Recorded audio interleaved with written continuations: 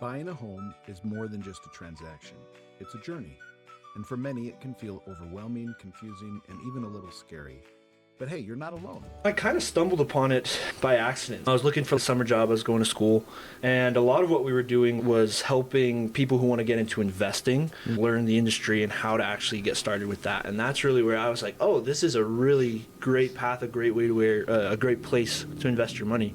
But that's definitely, I think, probably the biggest barrier to entry is just finding people. There's a saying that goes basically, no matter who it is, could be your brother, your sister, you're not the only realtor that this person knows. You have a lot of people right now that are, we have an affordability issue, right? Kind of thing going on. So I think there's a lot of people that want to buy a home, but it feels out of reach. Either that's lack of down payment or just the payment itself is too high.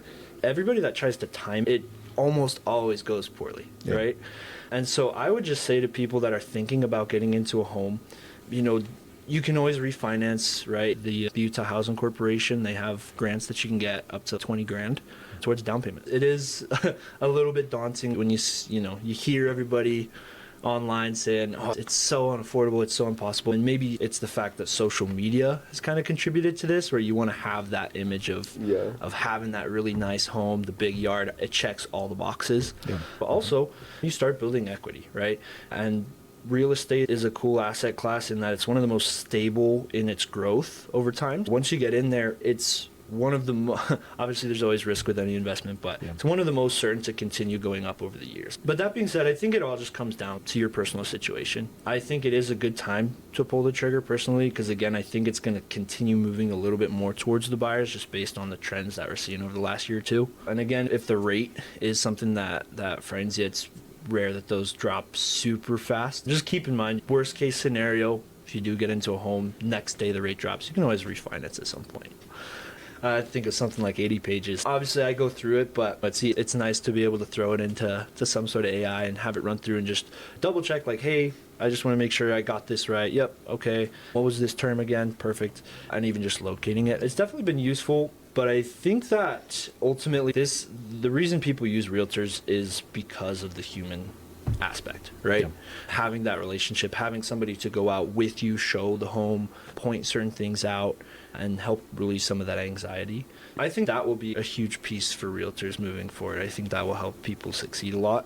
It will help you create online content, get your voice heard. So I think that will be a big piece as well, right?